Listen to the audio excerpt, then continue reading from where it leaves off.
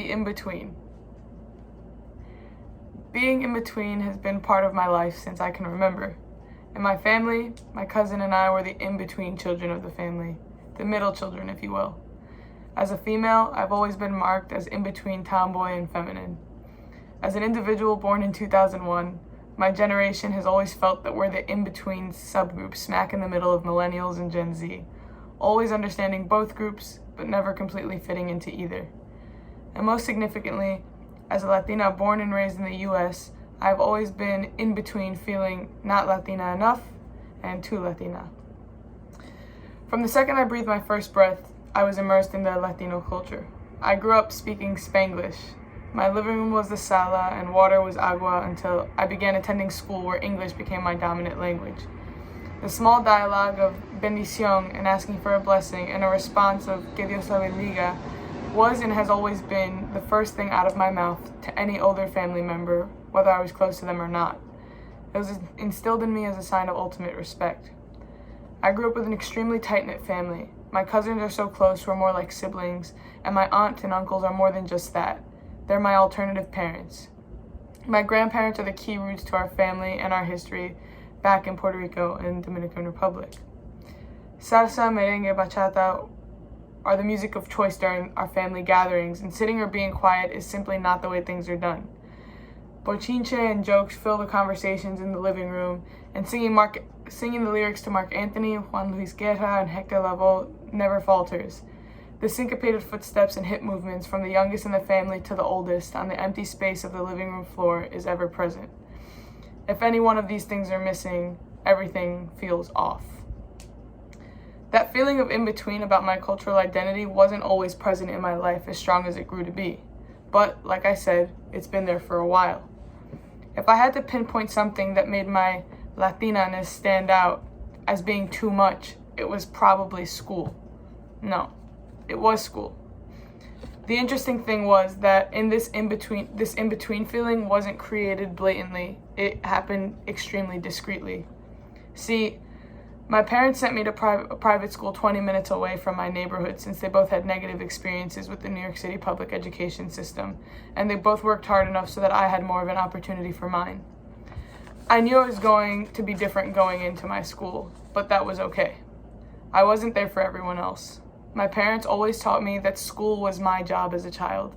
They worked hard to pay the bills, but I worked hard to strengthen my mind, and that should be my main focus. I was there for them. I was there for myself. As I got older, I was successful at that mission. I was that stellar student, academically and behaviorally. School subconsciously taught me how to flip the switch in my identity. I compartmentalized and left my outward Hispanic side at home like it was a piece of clothing I was embarrassed of. I had to break up my identity into bite-sized pieces for teachers and peers to digest. I had to hide my aguacate sandwiches for lunch because my friends would look at it with weird and confusing and judging eyes. I had to focus on ridding of my Spanglish accent to sound more educated. I had to listen to my teachers talk about the great white heroes of the world. I had to get used to everyone not even attempt to pronounce my name right. Elena, Alana, Elena, Ileana, don't worry, it's okay. I had to conform to fit in and make my life easier. In my eyes, this way of being was just a part of what school was. I learned my identity wasn't important. Where I was from didn't really matter because 99% of my school was Italian from the middle class area of the Bronx where all the other Italians lived, teachers included. Again, this wasn't never really much of an issue for me though, because I was already attending a school I knew I was different in. So social studies was simply the standard history of the US. You know, Columbus discovered America and the expansion of the United States as was manifest destiny by God Almighty. I never read a single book written by a Latino scholar, nor did I learn about significant Latino figures like Sonia Sotomayor or Cesar Chavez, Roberto Clemente, or Pedro Albizu Campos.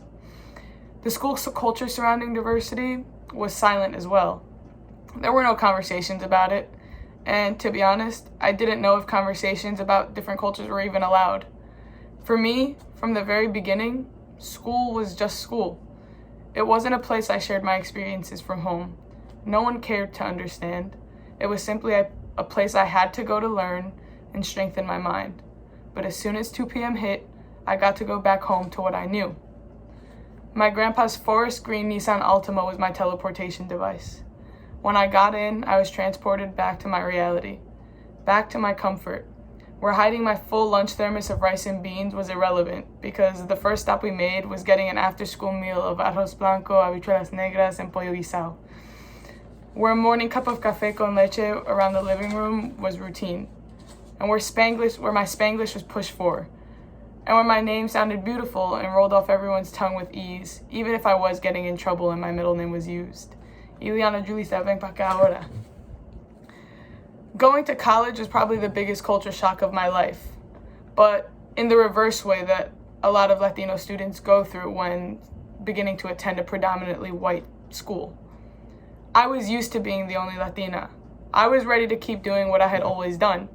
Leave my Latina side at home, come to school, work hard, get my good grades, then come back home to reality. That wasn't until I joined the CURE program. I met a professor that wanted to get to know me and my experiences. I took classes that wanted us to reflect on how our cultural background shaped us. And I found a community with other Latino students that literally felt like home. So many prior notions of what school was supposed to be for me were destroyed and being reformed. I learned that it was more than okay to embrace myself and my experiences, even if it wasn't that of the majority. I was learning to embrace my uniqueness instead of suppressing it. I was learning so much about myself, but also the U.S. education system.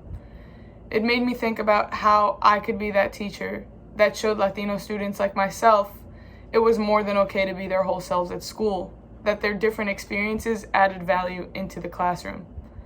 I now use my ethnicity and culture in conjunction with my education. It not only makes me a better student, but I've come to the reality that it's gonna make me a better teacher. I aspire to be that teacher who recognizes a failing curriculum and tries her best to implement representation so her students see more of themselves through their work. And I realized that my experiences of feeling like I lived a double life, of being in between because of school, is exactly what I should not be ashamed of, but I need to reclaim it and make it a way for me to be an accessible teacher. I needed to use what my parents worked so hard for, my education, for my future students to do the same.